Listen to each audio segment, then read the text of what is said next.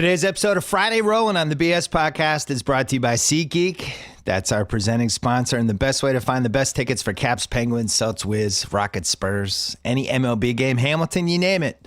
I have SeatGeek on my phone. It is the easiest way to shop for the best tickets thanks to their revolutionary grading system. Buy and sell tickets in just 2 taps on your phone. 2 taps. Everything is fully guaranteed. Try it out. Download the SeatGeek app today or go right to SeatGeek.com. We're also brought to you by TheRinger.com. That's where I posted a long piece about Chris Paul and the Los Angeles Clippers as they head into tonight's pivotal Game 6, possibly another season ender. The column is called Last Days of the Point Guard, and you can check it out on TheRinger.com. I'm going to talk about there was a list of best point guards in that column too that I might talk about during this podcast, or I might save for House. Can't come on today, but maybe next week House and I can talk about it, because in my book Stockton I think was the 5th highest point guard, and I think either 2 or 3 people have jumped them, and it's a fun podcast, so I'm gonna have to bang that out with somebody. Anyway, Last Days of the Point Guard, read that on TheRinger.com. Speaking of TheRinger.com, we put up a ton of NFL draft stuff over these last couple of days, including a lot of videos online too. Mike Lombar is coming in later to talk about the first round of the NFL draft. But if you missed any of that stuff, go to TheRinger.com, and there's an NFL draft tag you can check out and listen to the Ringer NFL show, where last night Robert Mays dropped probably the most anguished F-bomb I've ever heard on any of our podcasts. He was so upset that the Bears traded up for Mitch Trubisky that he dropped an F-bomb, and Kevin Clark and Mike Lombardi both went, oh, like they kind of groaned in fear. It was scary. Anyway, the Ringer NFL show. And last but not least, we'd like to announce we have a new podcast that we are launching next week with our old friend, Cousin Sal. Oh, yeah. It's called Against All Odds with Cousin Sal. You're not going to believe this, but it's going to be a gambling podcast, and he's going to be doing it every week, and you can subscribe to it right now. The feed is live. Subscribe to it on iTunes. Subscribe to it on Stitcher, SoundCloud, Overcast, Spotify, Google Play, wherever you get your pods. That feed is live, and he's putting up the first one next week, and it's going to include some of your favorites: NBA playoffs, NBA futures, NHL, Canelo versus Chavez, Kentucky Derby. He's going to have all kinds of guests over the course of the next year that love to gamble, maybe some experts, maybe some degenerates. And if you ever doubted that Cousin Sal had a gambling problem, doubt it no more, because he actually has his own podcast, Against All Odds with Cousin Sal. Subscribe to it now. Check it out. Without further ado, here's Pearl Jam.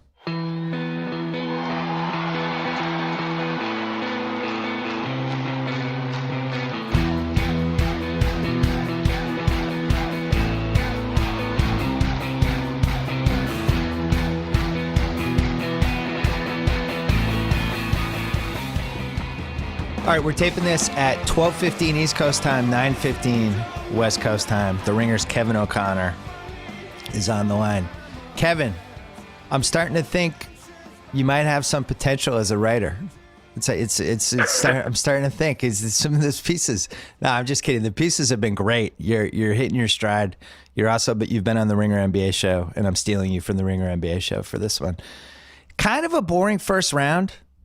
I think we have a tendency during the playoffs to go, but the games have not been, for the most part, that great. Has that been a series that has surprised you from a quality standpoint?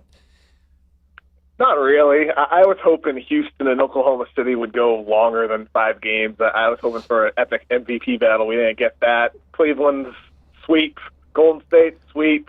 Toronto, Milwaukee started out, I think that was arguably was the most fun series, I agree. For basketball reasons and for trash talk off the court as well between fans. But even that only went 6. Yeah. So not really. It's been a little disappointing. Clips Jazz, I think if the Clips can somehow pull one of the great performances from Chris Paul out of him tonight, they could win. I went to game 2 and I went to game 5. I wrote about it for the Ringer as well, about how I feel like it's kind of the end of the line for this team. And I think what what surprised me and what I kind of based the column around was that I just felt like it's so hard for the Clippers to score without Blake. And especially if Redick's off and when you don't know what you're getting from Crawford, I just assumed that was going to be a game where Chris Paul went in and said, from the get-go, I'm shooting 27 times. I have to score 40 points in this game. I think there's a difference between efficiency and dominance. And I think Chris Paul is one of the most efficient players I've ever watched in my life. He's probably in the top 3, top 4, top 5, just from steadiness and just how good he is game to game. But there are times when you just have to put the team on your back and do the damn thing. He didn't do it in Game 5. Does he do it in Game 6? Could you see it happening? I mean, we could see it happening. I mean, like you kind of alluded to in the column, if he did in the fourth quarter what he did in the first 3 quarters of that game, then perhaps they win that game. Maybe he adds an additional 5 points to put them ahead of Utah. At the same time, I mean, I look at the game the Clippers played, and I'm thinking, what more could they have gotten other than the 40-point performance from Chris Paul or Jamal Crawford not just thinking it up off the bench? Because, Doc Rivers looks down at look down the roster sheet. They got the 26 points out of J.J. Redick after he got off to a slow start in the series. They had a good game from Chris Paul. Granted, it wasn't the 40-point game, but then after that, I mean, what can you really expect? Maurice Bates? I mean, Jamal Crawford, more inconsistent now, not a consistent 6-man candidate. He's not going to light it up every night. Austin Rivers in his first game back. Raymond Felton, old Paul Pierce playing 14 minutes. Oh, my God. I don't see what you can expect from the rest of that team. That's why you need that 40-plus points from Chris Paul. Yeah, I mean, getting 26 from Redick was a bonus. You figured like either Redick or Crawford has to get to somewhere in the 25 range. But I think Doc's done a bad job coaching this team this year.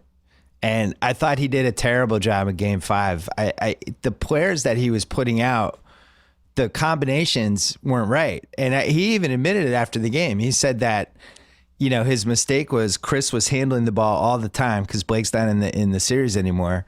And that if he had to do it over again, he would have somebody help him with the ball handling. Now, I could have told him that before Game 5. Why start Pierce and Mbah Moute and DeAndre Jordan? Now you're playing 2-on-5 and Redick's running around screens and Chris Paul. It's much easier to stop Chris Paul. I thought Rivers should have started. If you don't start Rivers, start Crawford. But you need that second guy. You need to play Chris off the ball more. The problem for them now is Utah's gaining confidence. I saw them 3 times in the last month. I should, with this caveat, say I don't think they can win a game from Golden State. They might win one, so I don't want it to make it seem like they're peaking as a possible contender. But they are better than they were at the start of this series and even a month ago. There's a patience with them now. They're used to the reps of the playoffs. They don't get rattled if something's going wrong. Like in that fourth quarter of the Clips game, Chris hit a couple threes in a row and got the crowd into it, and the Jazz just they settled it down. They know what to do. They have that Joe Johnson little high screen slow down play. They got Hayward running around on screens. Gobert's able to get offensive boards. It's a good team. It's a nice, well-rounded team. And my pick would be that I think they beat the Clippers by double figures tonight. Do you see any chance the Clips win tonight? They just really need that big night from Chris Paul, or they need J.J. Redick just to go nuclear from 3-point range. Or Crawford. Or Jamal Crawford. Yeah, Jamal Crawford can have those nights, too. At the same time, he's only had one of them this entire series. I think, to your point with Utah, I think Quinn Snyder deserves a lot of credit with these guys. When you look at their entire season as a whole, this is really the healthiest they've been all year long, and yet they've maintained great success throughout the season, dealing with injuries to different guys. Hayward missed some games. Gobert is really the only guy who didn't miss time. George Hill missed quite a few games. Derek Favors missed time. Everybody missed time on that roster, it seems, at one point, yet they always maintain success, and I think that speaks to Quinn Snyder's ability as a head coach, his ability to put guys in positions to succeed, maximize their strengths. A lot of the things that are said about Brad Stevens in the East, I think Quinn Snyder kind of is that coach in the West. And I think really he's maybe one of the top 5 to 10 coaches in the league, and even though he doesn't get that much hype, he deserves a lot of the credit for their playoff success and regular season success. I agree. I was really impressed with how he handled Game 5, because especially when Chris started to get going, a little late there, but still in the fourth, it had the makings to a young team or a panic team. Like they could have fallen apart and they just didn't. And Utah's a tough place to play. They've really kind of figured out their bench. The bench doesn't really hurt them anymore. And they have multiple scorers that they can go to. ISO Joe, who it feels like he's scoring 30 points a game and it's like he's scoring 12. But that little thing they run at the end, the Clippers knew it was coming. They're down 3, 20 seconds left. They know they're going to try to get the flip and try to get Maba Mute off Johnson. And all of a sudden, Johnson's just wide open at the foul line. Like he just slips off it. It's really dangerous. I don't think that they have any chance to beat the Warriors. And I think they're probably going to get swept because I don't think they're going to be able to control the pace. The one problem with Utah, again, in a matchup like that, I just think Golden State can kind of ratchet it up. And I don't think that the Jazz need to play that kind of deliberate, they'll get a couple fast break plays, but for the most part, it's like a deliberate pace and they pound the boards and Golden State's they're going to be ready for it. And I really think there's a chance Golden State could at least be 8-0 after the second round. What do you think? Yeah, so I know you think you guys talked about on a recent podcast the possibility of Golden State going 16-0 in the playoffs, and that's absolutely a possibility. I think Utah can compete with them. I think their first matchup this season showed that they can compete when they have guys that go off. The problem is a couple days after that game in December, Golden State blew them out by 30 points, and I think those are the types of games that's the level Golden State's at now. They're really clicking on all cylinders. Everybody's healthy. They have ratcheted up their defense. I think that they, even to an extent, have yet to unleash some of the things that they can potentially do down the line, whereas Utah, what more can they really do besides, I think, really, pushing the pace more in transition, because they do slow it down quite often. But at the same time, does that play to Golden State's strength? If you're playing their fast-paced game, are you playing into their hands by doing that and changing what you do, or would you be better off doing what you do better and just kind of trying to control the pace that you have been all year long? Isn't the motto those last couple Cleveland Warriors games in the finals last year? I would be studying that Game 7 tape and how slow and deliberate the Cavs were to the point that it was almost comical, but it really kind of threw the Warriors off their rhythm. And you have one team that's taking their time and slaving over every possession, and then the Warriors would come up and somebody jacks up a 3 with 18 seconds left. They miss. All of a sudden the Cavs would have it back and it's another 20 seconds and they're grinding it down. Utah could do that. I just think the Warriors are so good defensively right now. And they're hungry. The biggest thing that's happened to them, it's weird to think that Durant's injury was a good thing for them. I don't think an injury is ever a good thing, but it did enable the natural balance of their team to fall into place. And Curry is playing the best he's played really since the 25-game winning streak at the start of last season. I mean, he's out of his mind again. And they really feed off that. They feed off the threat of him just being this home run hitter, this guy who's going to go 5 for 6 in a game with 3 homers and 10 RBIs. Like, he's having those again. And then you throw in Durant, you throw in how hungry they are just collectively. And, they'll never say it, but I think they're thinking about 16-0 because this team is always a team that shoots big. And it's ridiculous. You're right. 16-0 shouldn't happen. I don't think it's conceivable. But the 2001 Lakers in a weaker league almost did it.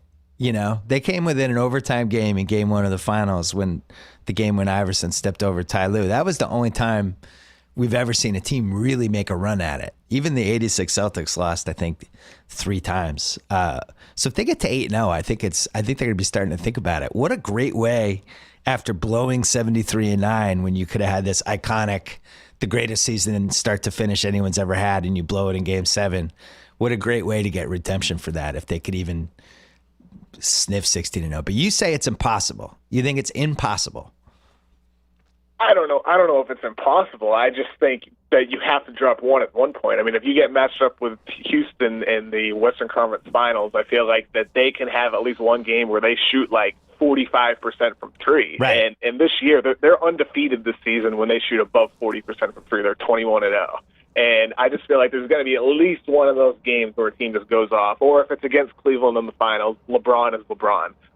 Golden State, this season, they've had like at least two of their superstars on the floor nearly most of the time. Yeah. Whether it's Steph and KD or KD and Draymond or Klay Thompson and Draymond Green, they always almost have two or three, and then when they have four, that's when they go absolutely crazy on the floor, and they're just totally roasting teams. And we're seeing more of that in the playoffs with the four-man lineup with all four stars because they can play more minutes. But I just think that, with variance of the potential matchup against Houston, or the fact that San Antonio can still have, really strong performances, and the potential, matchup with Cleveland, they have to drop one. It just seems realistic that they drop one at least. 16-1, still incredible. But 16-0, I feel like there's going to be at least one that comes along the line where a team just goes off. Yeah, Houston's built for that. They're built for the crazy James Harden game. They're built for the game when they go 25 for 47 from three.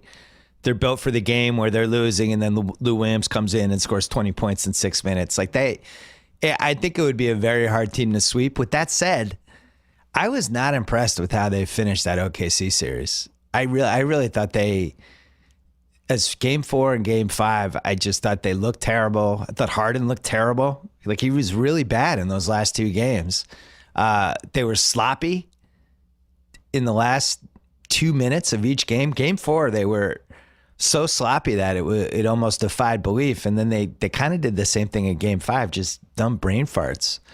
And I wonder if their destiny, whether it happens in against San Antonio or against Golden State in round 3, is the team that should have won the series, but they screwed it up. Could you see that? Yeah, I mean, I can see Houston having trouble. I think their pick and roll is kind of, I don't want to say it's fallen apart, but Oklahoma City kind of unveiled, I think, how to perhaps contain it, just staying home on the shooters. Yeah. And kind of forcing Harden to do everything in some ways. And I wonder if San Antonio kind of copies that formula. But at the same time, San Antonio doesn't have Steven Adams. They have a bunch of Enes Kanters. They have Paul Gasol, David Lee, and LaMarcus Aldridge is not a great defender. So I don't know if what they would want to do or what the formula might be would actually work for them next round. And obviously, I think Golden State can do that. They can do anything defensively with their versatility.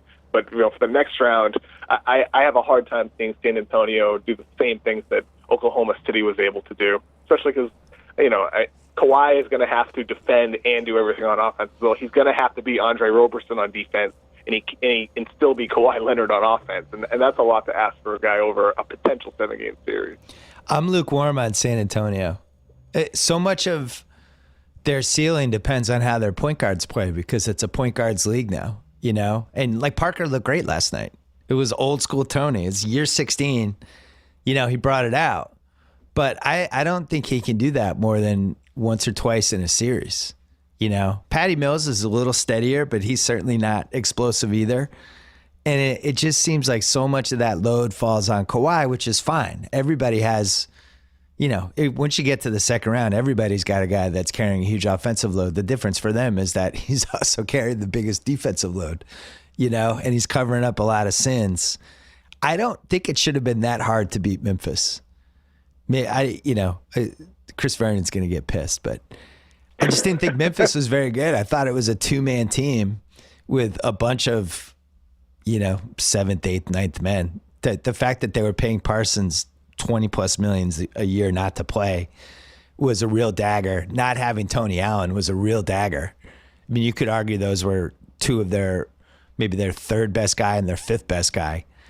And San Antonio still had just a lot of trouble. Now you could say it's the familiarity of it, or that Memphis has some size and Conley's so good and was such a bad matchup for San Antonio. But at the same time, at this point, everybody has a creator like Conley, and they had just tons of trouble matching up with them.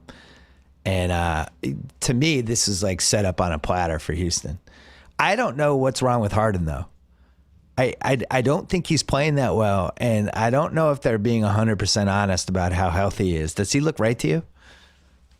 No, absolutely not. He had the hand or wrist injury too that he's wearing the wrap for, correct? And I wonder. I mean, he mentioned his ankle after the game, I wonder if the wrist would affect his shot more than the ankle or his burst. I mean, granted, look, it does look like he doesn't have the same level of burst, but at the same time, so much of his game has been so dependent on, changing speed, stopping and going, that I feel like I still see that when I watch him play. I think the issue is that he's just not hitting shots. And that's the most amazing thing looking back at that Rockets Thunder series, is that they shot like around 28% from three. Yeah. And they were not good this year when they shot below 30%. I mentioned earlier that they were 21-0 when they shot above 40%. They were 4-12 when they shot below 30% from three. Yet they won the series in 5 games, which I think says a lot about Oklahoma City as performance in their roster as well. So Harden needs to figure it out, whether it's his wrist getting healthy or healing up his ankle, as he mentioned. He doesn't seem right. At the same time, though, I wonder how much of that is our perception of just him not hitting shots. And if those shots do fall, maybe we're perceiving his performance a little bit differently. Maybe it's not the MVP level James Harden that we saw during the year, but I think we would think a little bit more highly of how he performed if some of those shots that he normally hit actually went down. You know how we can track like basically everything right now, including how an NBA player shoots if they farted in the first half, and we just have stats for everything. The one stat that I wish we could see more, and maybe it's too hard to keep track of, but front rimming shots. I always feel like front rimming shots is the sign. Like Avery Bradley came back from when he hurt his Achilles, and he's just front rimming shots for like a month, and then finally started getting a little more lift. And same thing with Isaiah, who I think looked really worn out to me in Game 5. I think he's been flying around a lot. He had to fly back to Washington. Obviously mentally drained from the terrible stuff that's happened with his family, and he just front rimming. And now you look at the Celtics with they had this game tonight against Chicago, a team that they should beat, considering in Game 5 they didn't even make threes and they still won pretty convincingly. The Celtics, as you know, when they don't make threes, anybody can beat them, and they were still able to hold off the Bulls. I think that this is a must-win for me tonight with the Celtics, because if they lose, Isaiah's flying to Washington tomorrow for the funeral for his sister, and then has to fly back to Boston. And that's a 1:00 game on Sunday. It's going to be a lot to ask. The emotion of a Game 7. You have somebody who's flown all the way to the Pacific Northwest, flying all the way back to the East Coast. And the fact that the Bulls can just ugly it up, and, who knows with Jimmy Butler, who knows if Dwayne Wade can pull another type of Game 5 out of them. I think that's a dangerous game. I think they're better than the Bulls, and I think they have to close it tonight. What do you think?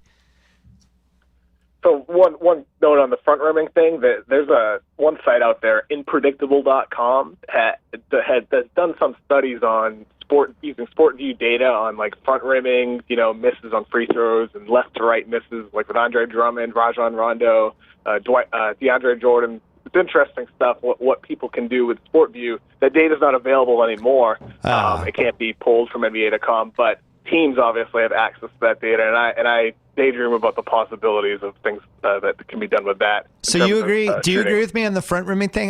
My dad has been on this since like the 70s. He's like, if you're front rimming shots, like, oh, it's front rim, something's wrong. I think front rimming can be a sign of tired legs. Yeah. For sure. I think, if you're missing to the left or right, that's when you're really having issues with your shooting mechanics. I've tracked front rim, back rim, left, right misses with a couple guys over the years. Like Jared Sullinger's one guy who front rimmed almost all his threes, it seems. Yeah. I think that was largely a weight and conditioning issue for him. And that was really one of the causes there. But, for some guys, if they're missing short, it can be a mechanical issue. I don't think it's necessarily a front rim issue. I think, you mentioned Isaiah Thomas has that. I think with him, it happens a lot in transition. I think it's something with his balance. If you look at his pull-up three-point numbers in the half court, awful. He's really good. Oh no, the transition really is he's awful, good in the right? Half court. Transition's horrible. Transition's like 28% ever since he's been traded to Boston. But in the half court, it's pretty good. I don't know if that's something with the angle he attacks, or coming off screens, or the fact that he's kind of going more full speed in transition. But that's something, I think he would have to work out playing full speed practice in the gym, during a summer and trying to figure out what's going on there. That's a big shot for him. He takes that a lot. Yeah. And sometimes I think it's become a detriment to the transition scoring efficiency. And they try to push the pace so much in transition that I think that's something that he really needs to work on this offseason heading into next year for the Celtics. Yeah, I bet he solves that. I've watched a ton of Celtics this year, and the shots that miss are him on fast break with these wild pull-up threes when he's off balance. Any Jay Crowder contested three, which is going to give my dad his first heart attack at some point. Olynyk, if he misses his first two, will miss his next 200. And then and Marcus Smart if he's not in the corner. Marcus Smart in the corner is actually good. I don't mind when he takes that. If he's anywhere else around the circle, it's definitely a no, yes shot. Celtics whiz, assuming that's it. I think Atlanta wins tonight. Do you agree that Atlanta wins tonight? That feels like that one goes 7. Yeah, it feels like a 7-game series to me. I think to get back to what you said earlier, I think Bulls could pull it out too, but without Rondo, it's going to be hard. But I do see Atlanta, Washington going 7 games. Yeah, the Bulls have been absolutely. It's pretty sad that they've been crippled by the Rondo injury, considering they were barely even playing him until about 5 weeks before the season ended. It's hard for me to believe that Cameron Payne can't play. I think to play Isaiah Cannon and Carter Williams and not even throw Cameron Payne out there, he must be in one of the all-time funks. But that guy was talented and, was taking one spot after Devin Booker and seemed like he had a lot of potential and a lot of moxie, and he's just broken now. Are you surprised that he's like the 7th-string point guard on that team? I liked Payne. I liked Payne in the draft a lot. I think I would have taken him above a handful of guys that maybe went in front of him. I think he still has upside. Point guards take a long time to develop, but at the same time, seeing him last on the depth chart of the Chicago Bulls, a team that it looks like they don't even know how to evaluate their own team because Jerrion Grant comes in and starts game 4, I think it was, for 5 minutes, then doesn't play the rest of the game. Yeah. Carter Williams is playing ahead of Cannon, who is now starting. It's just baffling that I think that these decisions show that they aren't able to evaluate their own point guards and their own roster when they trade 2 rotation players for Cameron Payne, and he's not even playing now. It's kind of baffling what has happened to that situation when at one point it seemed like Rondo was probably a goner. Right. And now they can't figure out who to play after him. It's something else.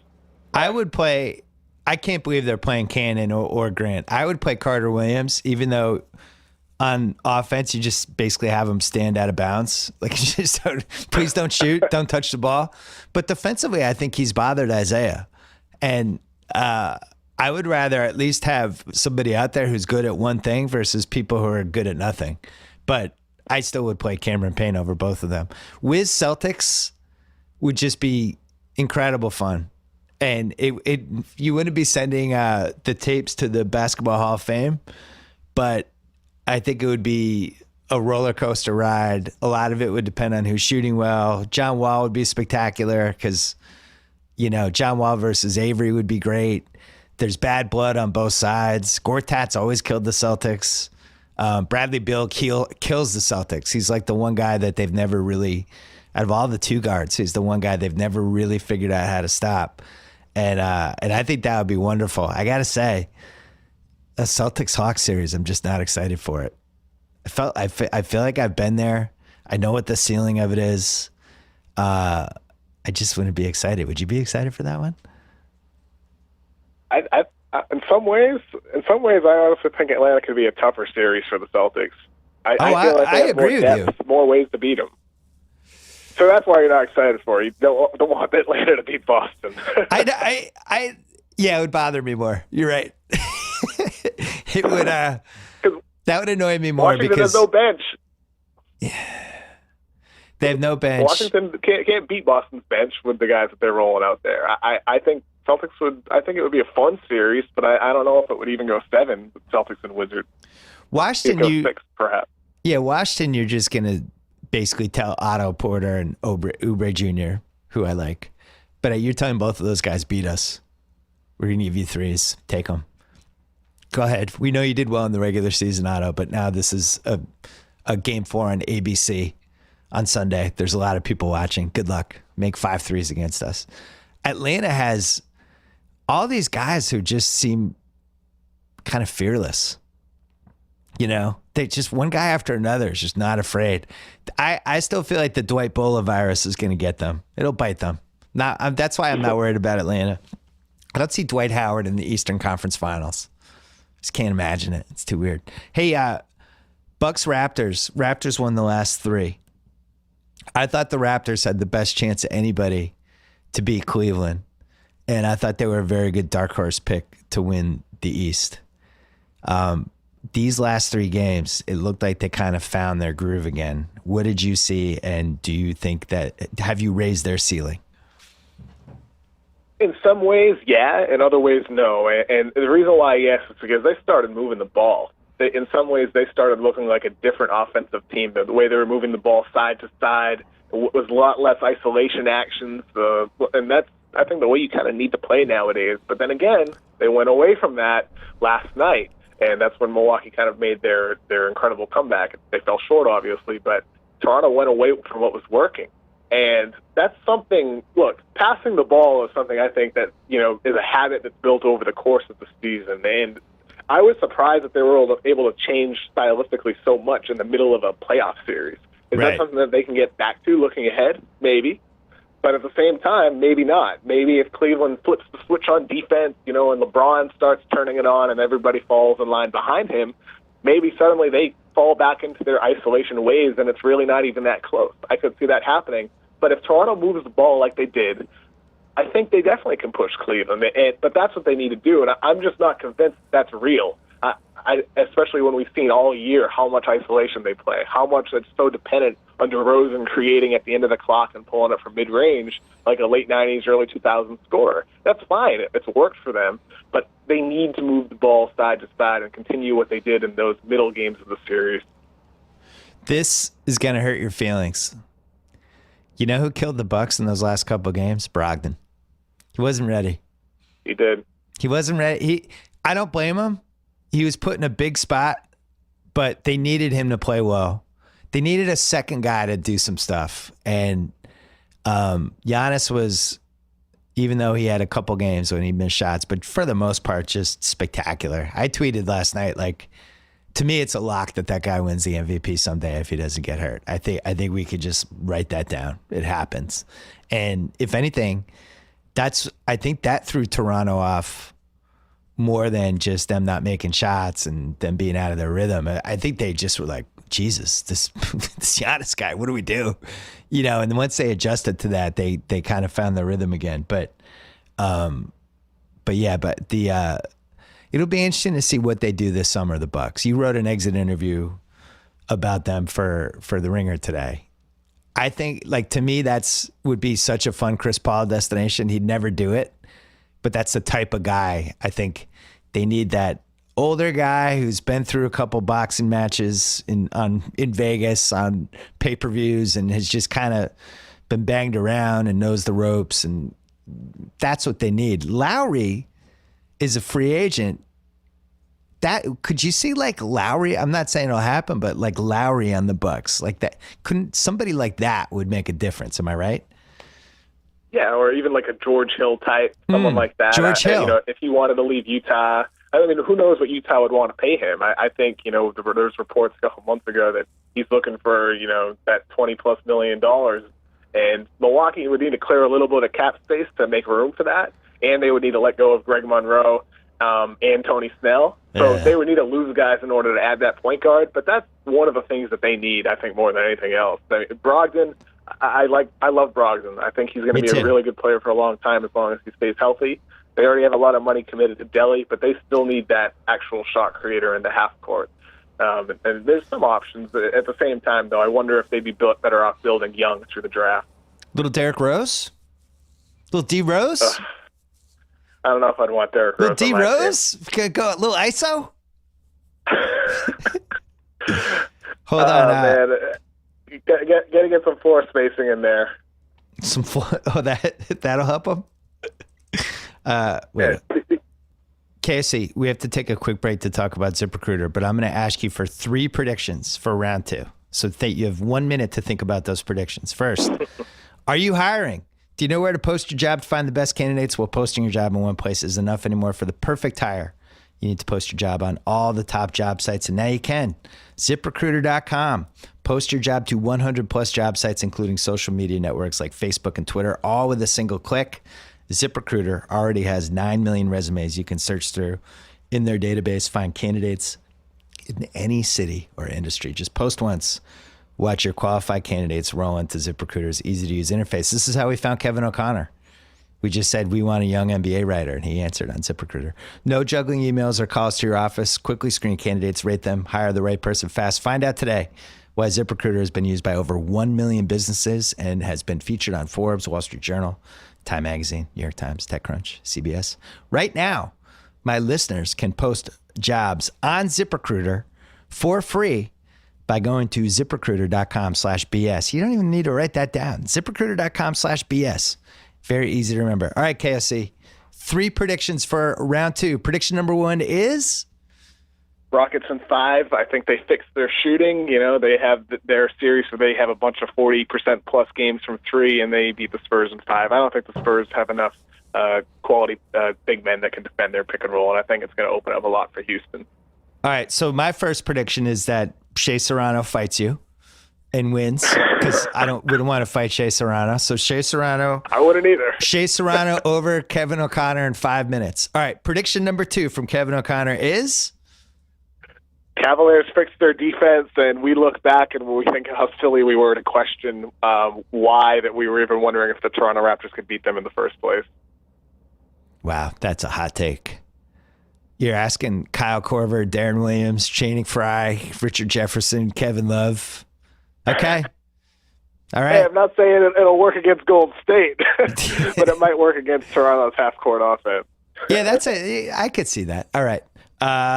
Prediction number 3 from Kevin O'Connor is? This one's not hot at all, but Warriors sweep, and I'm not sure it'll even be close. I just think that they have special potential, and I don't know if Utah can beat them in the half court. Special potential, except you poo-pooed them going 16-0. You poo-pooed it. The potential's there. 16-1's pretty damn special, Bill. 16-1 would be pretty good. The Lakers were 15-1, so 16-1 would be the new record. All right, give me a hot take prediction. Get one hot take. One hot take. Hot take. Let's see. How about like, you know, with one of the series that are still happening right now? So, because I feel like the ones that we already know, there's not a lot of hot takes there. Yeah. If the Clippers somehow beat the Jazz, I have a feeling that next round series could really be just disastrous for them. I think in the sense that, you know, I said Utah could get swept, but I'm not sure that there'd be a whole lot of blowouts. Right. I could see Clippers just getting, you know, wiped off the face of the earth in a series against the Warriors, and that would really change. I mean, look, I know a lot. You know, you've written about the future for the Clippers. Others have as well. I feel like maybe even that would change the conversation a little bit more, because before the season, we forget Doc Rivers said, I don't think we're that far separated from the Golden State Warriors, and I think perhaps the series between those two could actually show how significant the difference actually is. I have one thing to add to that, and then I'm going to say goodbye to you. It's going to be a disaster from a crowd standpoint. You know, they played Utah in round 1. Let's just say Utah Jazz fans don't really travel that well. Not a ton of Jazz fans outside the Utah area. So for the most part, it was either Clipper fans or people that were just there to watch a playoff game. Round 2 is going to be half Warriors fans. I think that will be, if they're down 2-0 and you go back to the Clippers for game 3, it'll be 8,000 Warriors fans there.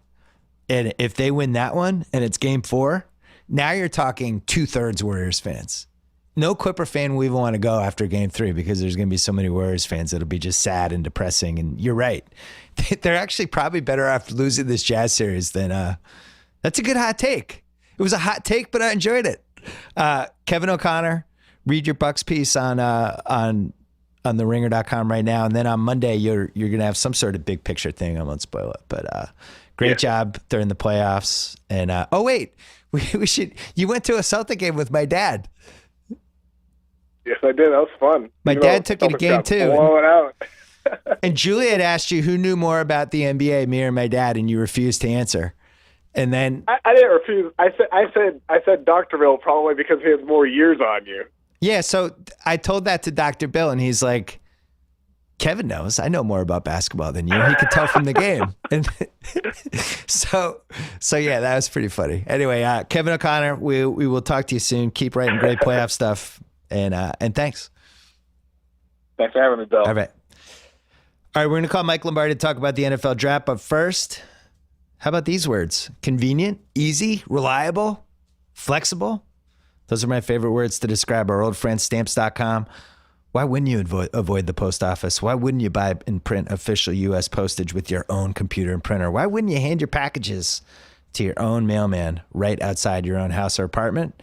Sign up with Stamps.com. You can automatically calculate and print the correct amount of postage for every letter or package you send. It's the U.S. Postal Service right at your fingertips. Any letter, any package, any class of mail, you're in control of all of it. Stamps.com will send you a digital scale to automatically calculate exact postage. They'll help you decide the best class of mail based on your needs. You will never have to go to the post office again. Right now, use my code BS for this special offer, a 4-week trial plus postage plus a digital scale without long-term commitments. Go to Stamps.com, click on the microphone at the top of the homepage and type in BS. Those are my initials. That's Stamps.com. Enter BS. Sign up today. Stamps.com. Never go to the post office again. All right, you watched him on the Ringer's Twitter feed last night as he was doing videos with Kevin Clark. You heard him last night on the Ringer NFL show with Mays and Kevin Clark. You read him this week as he wrote about the NFL draft. You know what?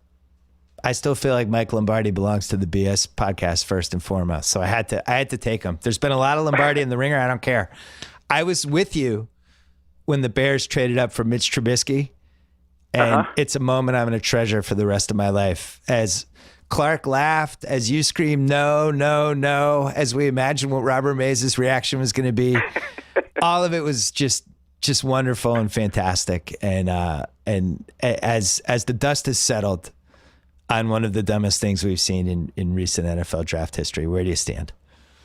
You know, and today I've spent most of the day trying to talk to teams to see if there was actually a competitor for the 49ers to get that pick. Was Cleveland trying to get up to 2? Was the Buffalo Bills trying to get up to 2? And were the Jets trying to get up to 2? And everything that I can tell is the 49ers became Mike McDermott, and they KG beat them. I mean, they just won the deal. You know, they won the deal. John Lynch. There was he just played it perfectly. I mean, they convinced people that they tried to. I kept throwing out there, like, this is ridiculous. Don't buy that the 49ers will take Trubisky. That, to me, was a bad smokescreen. But obviously the Bears had their heart set on it. And if you're a Bear fan, look, okay, the problem you have is that the NFL is a mathematical issue. There's only so many reps you can give players at practice. So you've got Mike Glennon, who needs all the reps. Yeah. And you just drafted Mitchell Trubisky, who needs all the reps plus 10 more. Yeah. Okay? How does this work? How do you have practice? And then, you've signed Glennon to this contract. He's going to throw some bad interceptions, and everybody at Soldier Field's going to say, put in Trubisky. It's just like the dynamic doesn't work here for me. Here's the counter I would have. Trubisky is used to not playing. Exactly. This is a great situation for him. I mean, he went to college. He only had 13 starts. I think this is good. He knows what to do. He knows how to wear a headset. The clipboard. Yeah, he'll have that clipboard down cold. Yeah, he'll be good. He knows how to fist pump after a touchdown. Yeah, I think he has a lot of experience. I don't know. This is they have cornered the market on North Carolina quarterbacks. They got an NC State kid. Now they have a North Carolina kid. I guess if Elon has a good quarterback coming out next year, they'll try to get him. So the Bears, here's why I don't feel bad for their fans. The Cubs won the World Series. If you're a Cubs fan, there's a 99% chance you're also a Bears fan. And all of you said, I just want to see the Cubs win one World Series in my lifetime. Everything else is gravy. So settle down. You'll be fine. Mays is acting like the world's ended. He just had a Cubs World Series. I didn't even give him the dignity of calling him for today's podcast. He has a World Series. You're fine. Mitch Trubisky might be good in 3 years. It's all good. You're fine. One of the things that I was kind of surprised by, and we talked about it a little before I left you yesterday. The Jags go all in on Fournette at number 4, but they haven't done anything about their quarterback.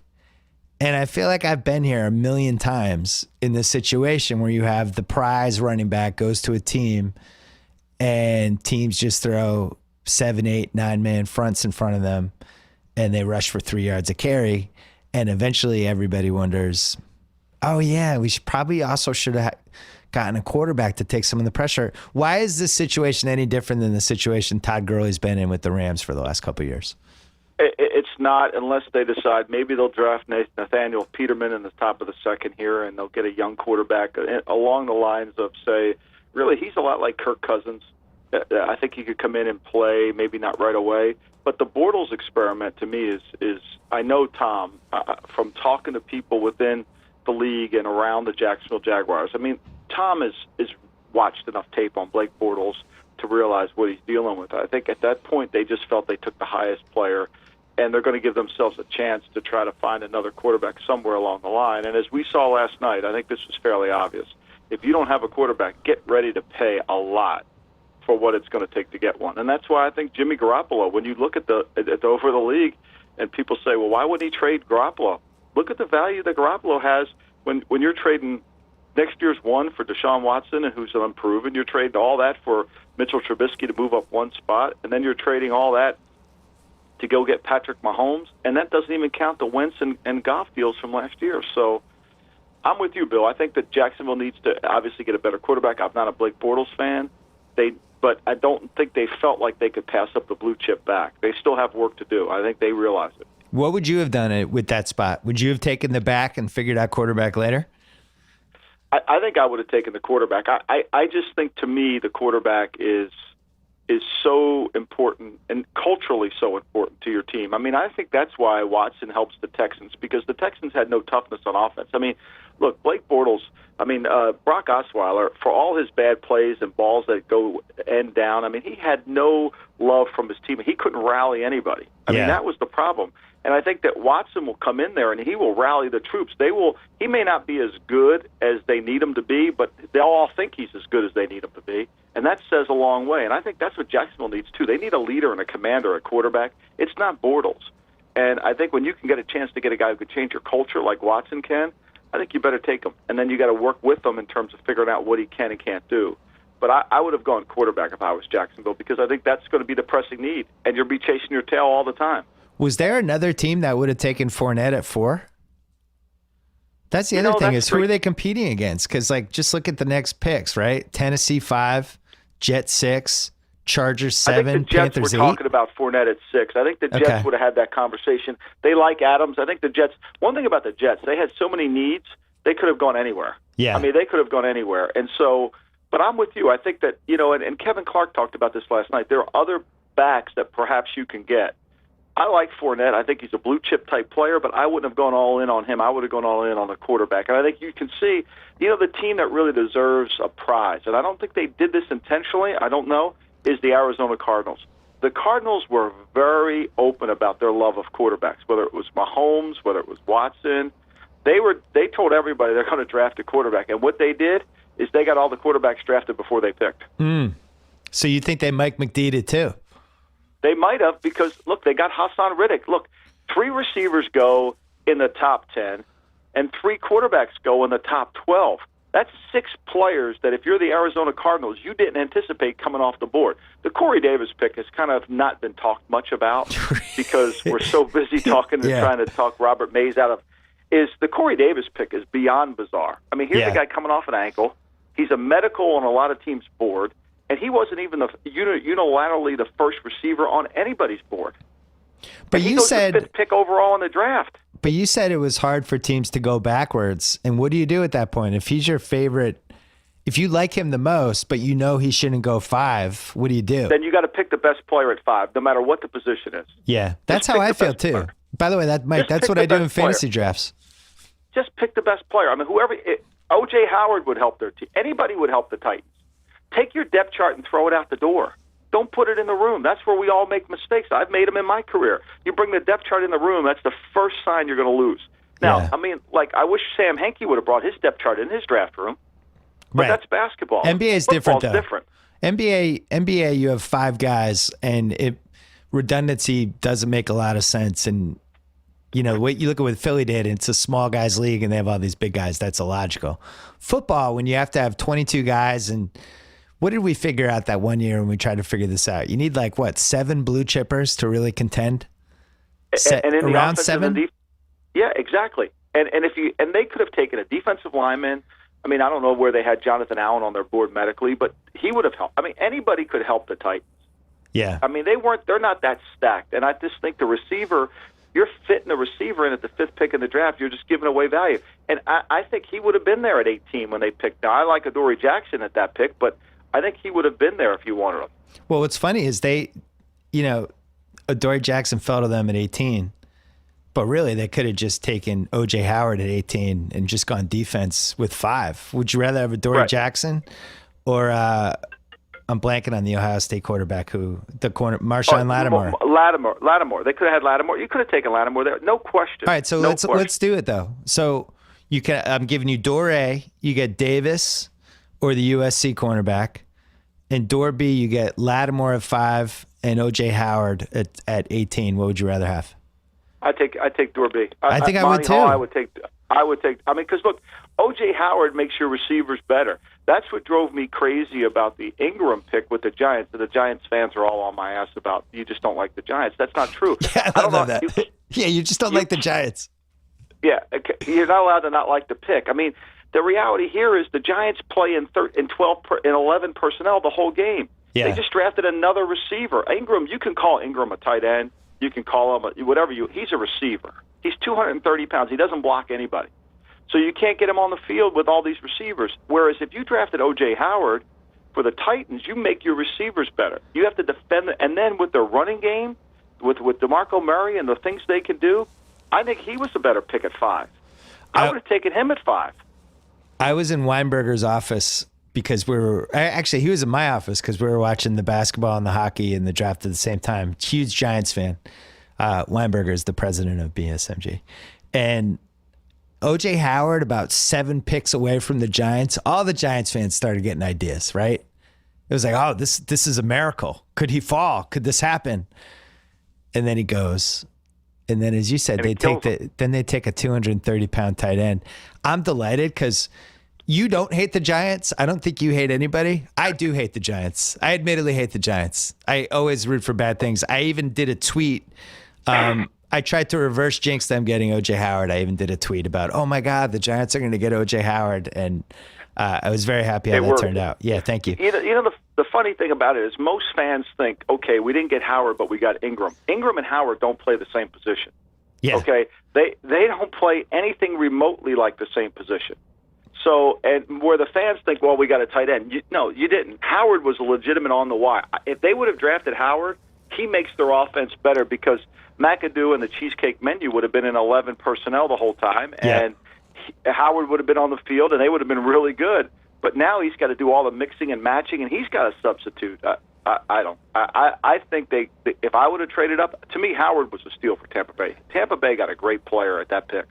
That was awesome. I mean, I'm a little scared that we have a pairing of OJ and Jameis just in general. Just seeing those words together scare me. But the OJ Howard, Jameis, the receivers they have, it felt like he went like 5 picks too late.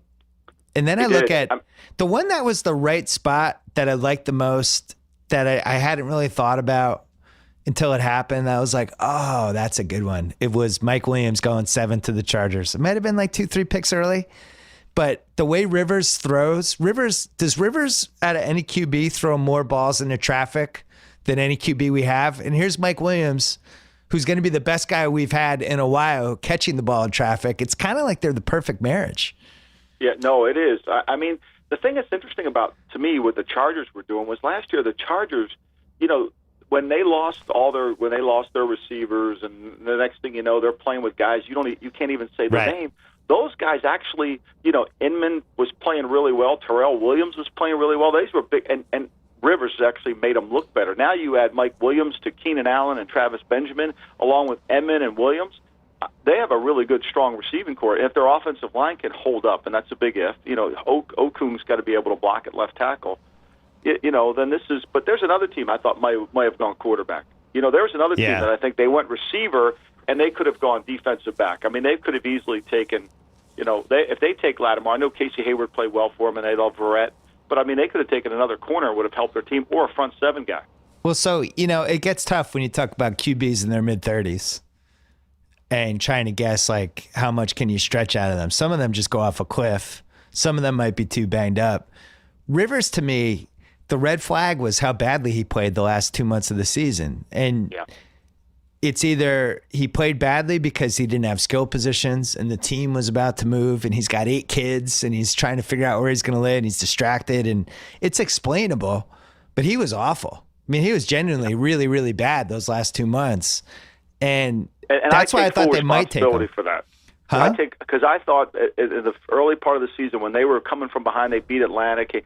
I was thinking, this guy could easily be an MVP candidate. Yeah, because he was playing really well. And then I thought that, and I jinxed the poor guy. So I take full responsibility for Phillip Rivers having the shit in the tank because he really was playing well early. But I think what happened to him is like what happens to a lot of quarterbacks. They get hit too often, and all of a sudden, they're like boxers who are looking at punches that aren't coming, and they can't see the things down the field. And he made some horrible interceptions in some games that really he gave some games away based on his play. Yeah. I like the pick, though, because I think, they need to be good next year. They're moving to a new city that, trust me, nobody cares about the Chargers here. Not one person. They're playing in Carson. Joe Fuentes is here, long-time extended LA guy. Joe Fuentes, will you go to one Chargers game?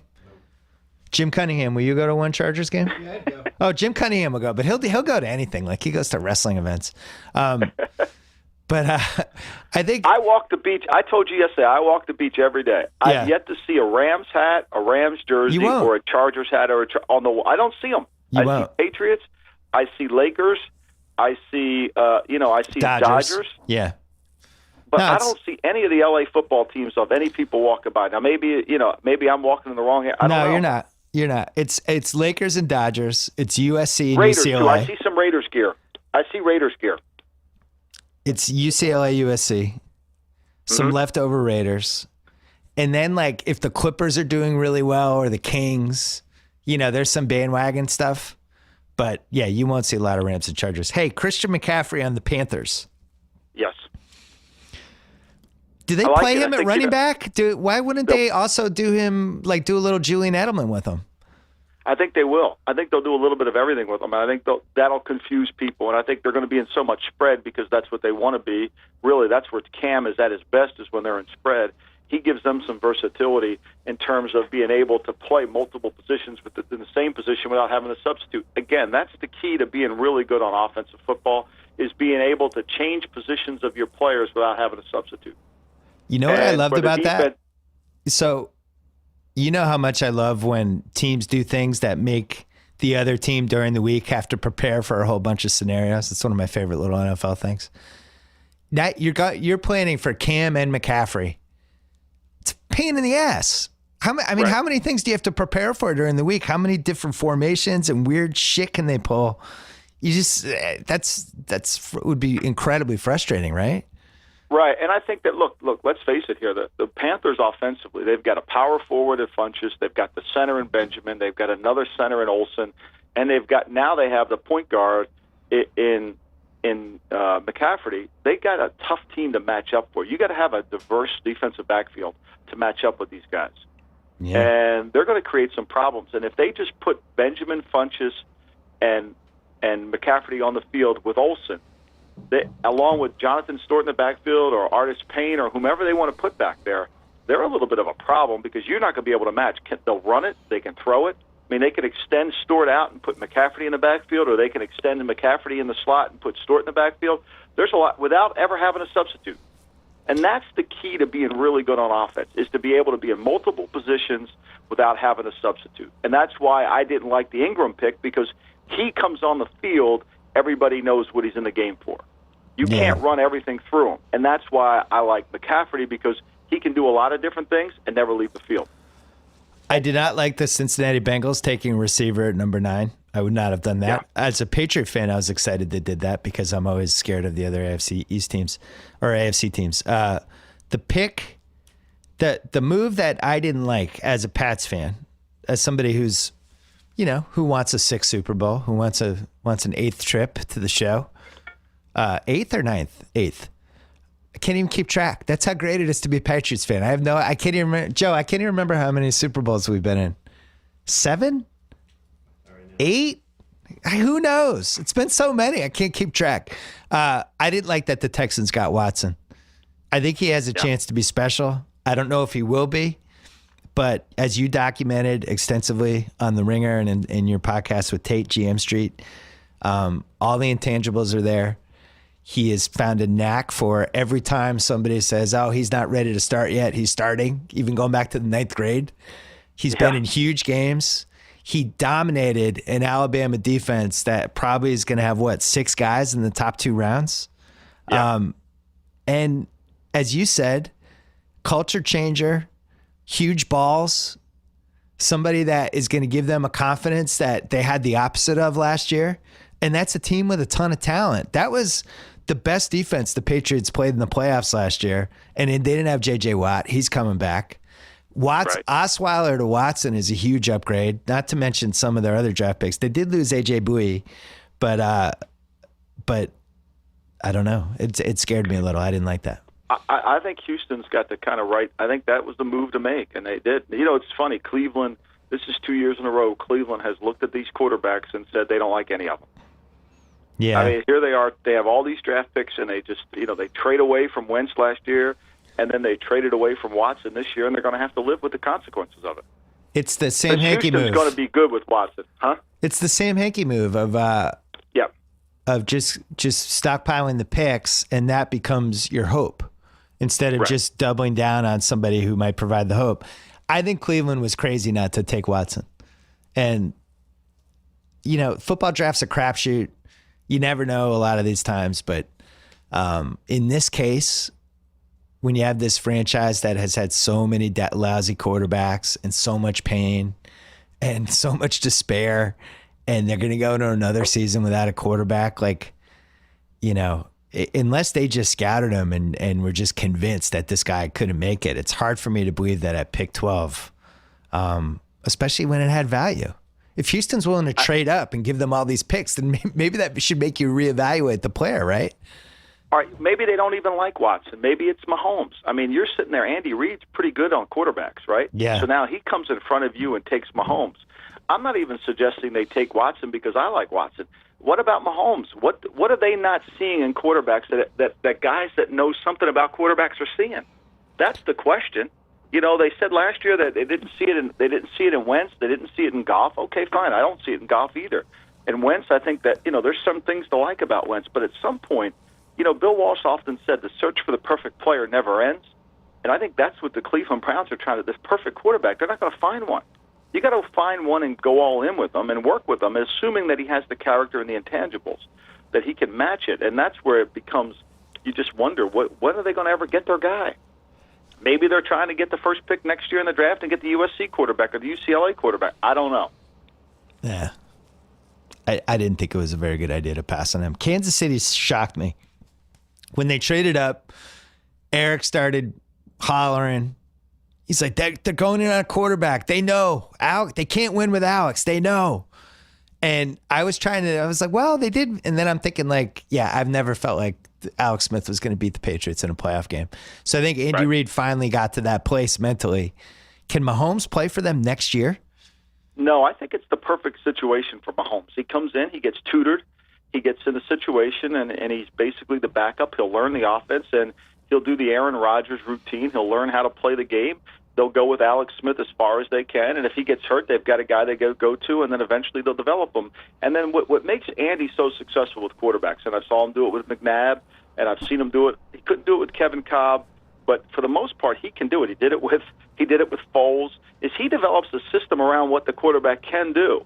Yeah. And so, what he's done with Alex Smith is he's taken Utah's college offense and combined it with the West Coast. So it's really West Coast college. And now he'll take Mahomes and he'll develop a program around him, and utilize his skill set to the best. And this, again, is where you wonder what the Browns are saying to themselves. No, if you don't like Watson, fine. Do you like Mahomes? You have to like somebody. We just can't pass on every quarterback, or every year we're going to say we don't like a quarterback. Are we sure Mahomes in a West Coast offense makes sense? Everybody says he's like this gunslinger who takes a ton of chances. Doesn't sound like an Andy Reid quarterback. I don't think it does. I think he's going to have to be, and I think Andy Reid knows he needs to make plays in the passing game. I mean, Alex Smith doesn't throw the ball up the field, and you can't make plays. But he's got Tyreek Hill, so he's got this explosive player, right? So he needs somebody who can stretch the field with his arm and will throw it up the field. I mean, you could see kind of what he's trying to do. And I think one thing, in terms of clock management, Andy and I don't see eye to eye, but in terms of evaluating quarterbacks, I do. It's a good thing not to see eye to eye with Andy Reid on clock management. Yeah, I mean, I'm never going to admit that, but I will admit that offensively, when he's developing an offense around a quarterback, he understands how to get the most out of the quarterback. And he understands that the guy doesn't have to be perfect. That's the thing. That's what drives me maddening about Cleveland is there's nobody who's going to be perfect. You got to take the guy that you feel like you can develop and grow with. All right, Mike, I'm going to ask you this question. We're going to talk about Casper mattresses right now, but I want you to think about this question.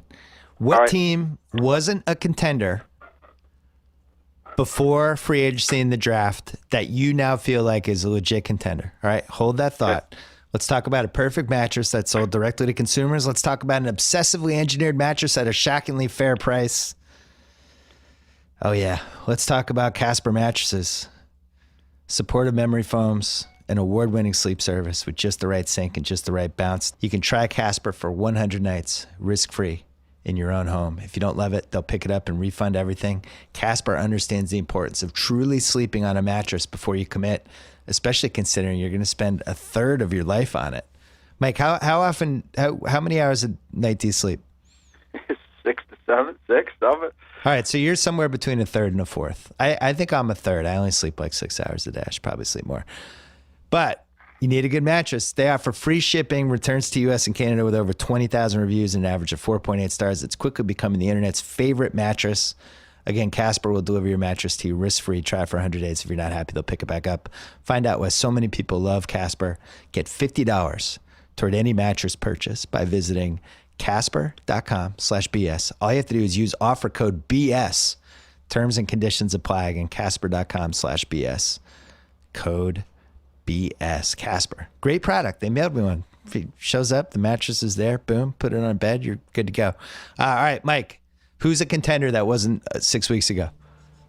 Yeah, I think the Bucks. Look, the Bucks have a really good young team. They've added some explosive players to their offense. I mean, look, Cameron Britt played well at tight end for him when he came in there, and now they get O.J. Howard in there to go along with Deshaun Jackson, Mike Evans, and then Jameis Winston is one of those guys that you wonder about. He makes some mistakes, he throws the ball, makes some interesting decisions, but he's always wins. He finds a way to get his team back, and the team has a culture about him, and the team believes that they can win. I think the Bucks really have made themselves better with their offseason. I think their defense is solid. I think that they're a team that you have to contend with. Is there one more thing they need in round 2 or round 3 that they don't have right now? I think the more that they can add to their, they're going to need to get their offensive line situated. I mean, they could use a right tackle, but there are a lot of teams that need their offensive line better. I mean, let's be honest. And I think defensively, the more defensive linemen they can get, but they get Chris Baker in free agency, who was a good player.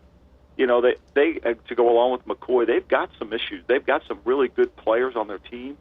Then they're young, and I think that they got a chance to be much better this year. And I think if they just keep adding, forget the depth chart, just keep adding talent to their team, they could be really good. The Bucks 35-1 to win the Super Bowl right now. Yeah, I mean, look, Winston's a winner. I mean, let's face it, Winston finds ways to win games, and you can't knock him down. He makes mistakes, he comes back, and there's something about that team that they believe in him. And this is what I preach all the time. There's a culture that people believe in quarterbacks, and they'll get him to go, even when he makes mistakes. And that's what Houston's going to have now with Watson. That team's going to buy into him. Texans 15-1 to win the Super Bowl. Yeah, they're going to buy into him.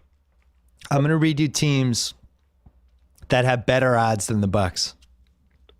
You can grunt if you're disgusted by it.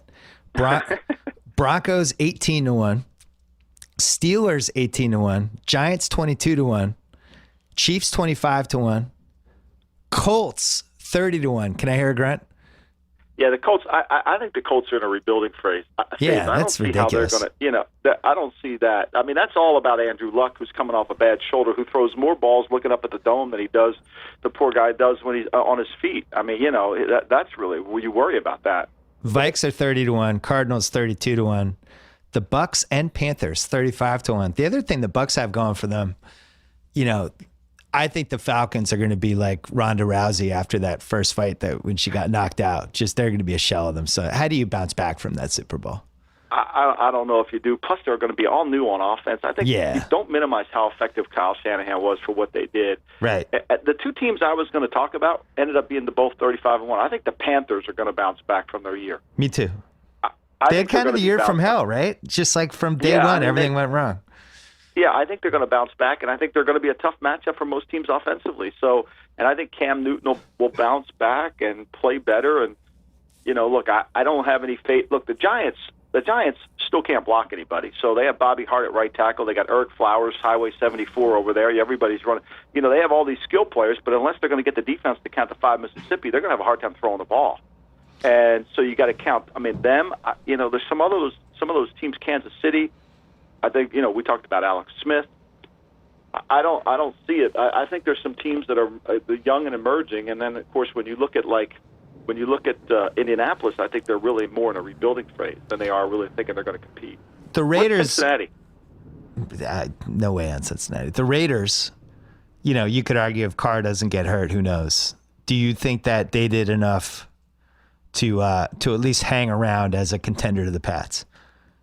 I think the Raiders, with their offense and their ability, I think they're going to need more defensive help, and they better hope they're right with the Conley pick. I mean, they better hope they're right with that. And if they are, they got a really good player, and they got a good corner that they need. The Raiders need more defense. I mean, they need to come back and pick some more defensive players. There's no doubt. They got to fix their defense.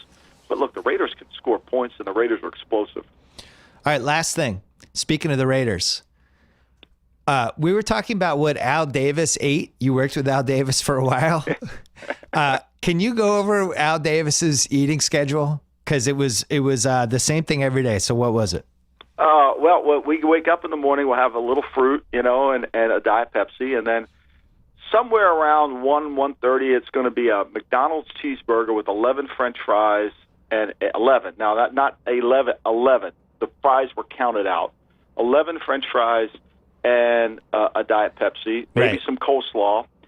Sometimes the change might happen. It might have had Kentucky Fried Chicken with 11 French fries and a Diet Pepsi. 3 o'clock, 3:30, George Run Jones would come storming in the room with a German chocolate cake and a Diet Pepsi. And then at night, almost all the time, it was shrimp cocktail with a side of mayonnaise to dip the shrimp cocktail in. Caesar salad with extra mayonnaise on the side.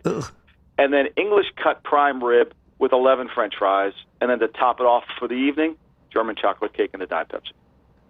All right. So I mean, look, he lived. I mean, it wasn't his diet that ended up being the cause of his death.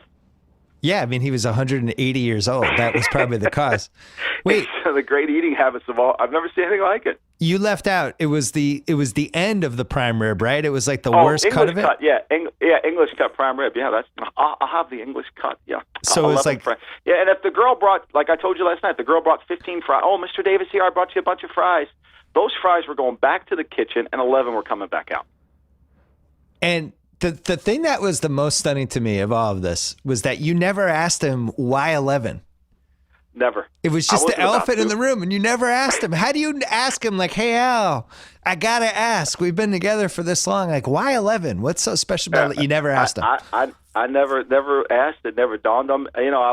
He would, because I've been hung up too many times. Like, people on Twitter call me an idiot. Like, I've been called an idiot by Al Davis. I think that goes a longer way than anything on Twitter, right? Yeah. And so, like, if I asked him a question, he would always say to me, I didn't call you for that. And then he would hang up the phone. Right. So I never played any home games. I was always on the road. I was always having to answer questions. I never got to ask questions. So 11 fries, were they like skinny fries or were they fat fries? Well, when he was at the Marriott, at the Napa Valley Marriott, they might have been a little thicker, but typically you always wanted to be McDonald's. Long and skinny fries and 11. Yeah. Ketchup? Did he dip them in ketchup? I don't remember if the ketchup was. I know mayonnaise was the number one thing. Love mayonnaise. Shrimp cocktail and mayonnaise is one of the five most disgusting things I've ever heard in my life. Loved it. Last question. 2 slices of German chocolate cake during the day, not one? Every day. 3 And it didn't have o'clock to and be 7. great German. It was from Safeway Bakery. It didn't have to be the great German chocolate cake. It wasn't like they had it. It was just anywhere. And Run would bring it in. Run was was a roller derby guy. Loved Run to death. His son actually works at the Raiders now, and he would bring it in with it on his tray, and there it was. And he might not eat the whole piece, but he would have it. And how many sodas do we think there? How many diet sodas during the day do we think? I would say 4 to 5. Wow. I mean, this is incredible information. Thank you. It's a lot to digest. Everybody needs to know. Joe Fuentes is just nodding and he's confused. He doesn't know what to think. All right. Mike Lombardi, if you play your cards right. That's going to be the title of one of my books, will be 11 Fries. 11 Fries. Maybe we could change the name of your podcast with Tate from GM Street to 11 Fries. I get McDonald's to sponsor it. All right. So your podcast, GM Street with Tate Frazier. Yes. Almost always the producer of this podcast. That is on the Ringer NFL show. And if you play your cards right, you might get invited on Cousin Sal's new podcast, Against All Odds. I'd send your resume now. I'm excited. There's a lot of characters. You might not be Italian enough. I'm disappointed. I hope the theme from Bronx Tale opens up the thing, and then Mush is like the face on the podcast. That's like a good idea. I like that one. All right. I will talk to you before the lottery because we're going to make you do some basketball. I just so you know, every day I go to the lottery thing, and I've yet to see the 76ers get the first pick or at 2 of the top 5. I've yet to do it. I don't know if the ESPN machine knows that I'm doing it, so they won't give the Sixers those picks. Screwing you over. But I have yet to see it done. All right. Mike Lombardi, as always, thanks for everything Bill. this week. Talk to you soon. Bye-bye. All right. Thanks to Lombardi. Thanks to Kevin O'Connor. Thanks to Stamps.com. They bring the U.S. Postal Service right to your fingertips. Buy and print official U.S. postage for any letter, any package, any class of mail using your own computer and printer. They will send you a digital scale, automatically calculate exact postage. You never have to go to the post office again. Stamps.com. Go there. Use promo code BS after you sign up, and you get a 4-week trial. Postage, a digital scale, and no long-term commitments. Click on the microphone at the top of Stamps.com's homepage and type in BS. Don't forget about Cousin Sal's new podcast, Against All Odds. We make a joke. If you go there right now and you subscribe to it, you can hear the little promo video we did, or promo audio, I guess we did, promo clip, and we talk about how it is the same name as a really mediocre movie from 1984 that happened to have a spectacular Phil Collins song. We're negotiating with Phil Collins. And we're also negotiating with the Mighty Mighty Boss Notes, trying to get them to give us a song for that. So, yeah, next week, Against All Odds with Cousin Sal. Sign up right now. How can you not? I mean, Cousin Sal, I've had this pod for 10 years. He's been one of the staples. How can you not listen to his podcast? Enjoy the weekend. Go Celts. Back on Monday.